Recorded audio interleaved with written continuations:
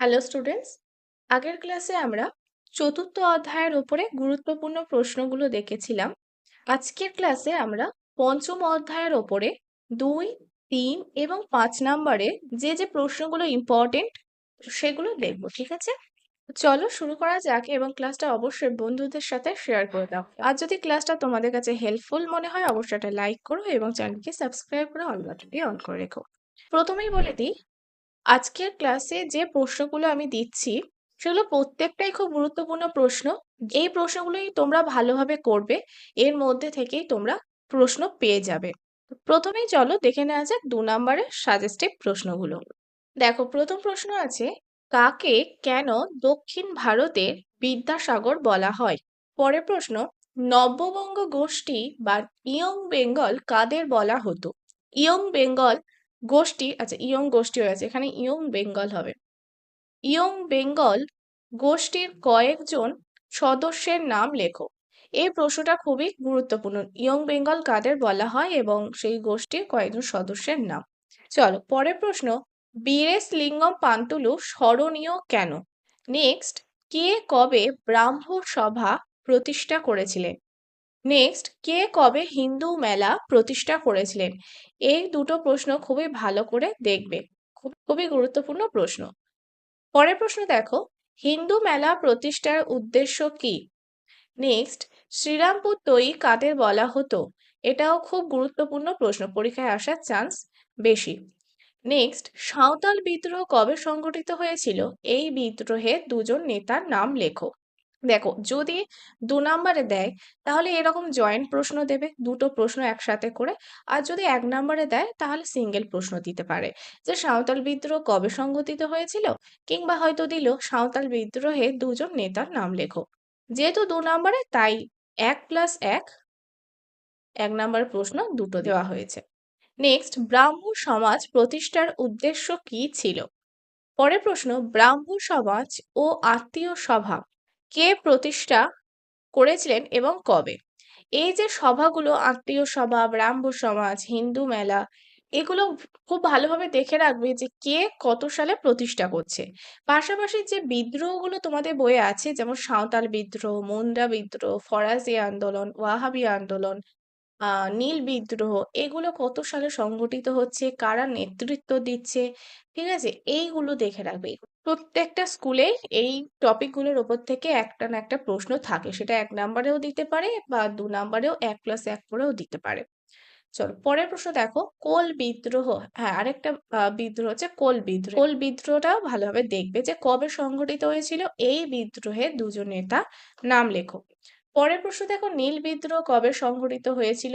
এই বিদ্রোহে দুজন নেতার নাম লেখো। ভীষণ গুরুত্বপূর্ণ প্রশ্ন, 1 নম্বরেও দিতে পারে যে কোনো একটা প্রশ্ন বা 2 নম্বরেও এভাবে দিতে পারে। শর্ট কোশ্চেনের মধ্যেই কিন্তু এই প্রশ্নগুলো হয়ে যাবে, আলাদা করে 2 নম্বরে করার কিছু নেই, জাস্ট আমি টাইপটা তোমাদের দেখানোর জন্য রেখেছি। নেক্সট, আর্য সমাজ কে কবে প্রতিষ্ঠা করেছিলেন? খুবই গুরুত্বপূর্ণ প্রশ্ন। তাহলে 2 নম্বরে তোমাদের 13টা প্রশ্ন দিলাম, তার মধ্যে দেখো বেশিরভাগ 1 নম্বরের জন্য করলেই হয়ে যাচ্ছে। নেক্সট আমরা দেখব 3 নম্বরের প্রশ্ন।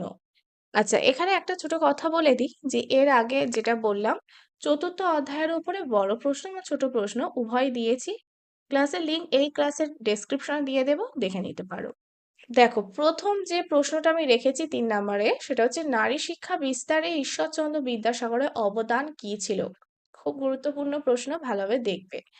নেক্সট, 1857 সালে মহাবিদ্রোহের প্রত্যক্ষ কারণ কি ছিল? এখানে শুধু প্রত্যক্ষ কারণটাই উল্লেখ করবে, ঠিক আছে? যে এনফিল্ড রাইফেলের ঘটনাটা ঘটেছিল সেটাই শুধুমাত্র লিখবে। পরে দেখো, নীল বিদ্রোহের কারণগুলি আলোচনা করো। নেক্সট, মুন্ডা বিদ্রোহের কারণগুলি লেখো, ঠিক আছে? পরের প্রশ্ন দেখো, টিকা লেখো বারাসাত বিদ্রোহ বা ওয়াহাবি আন্দোলন।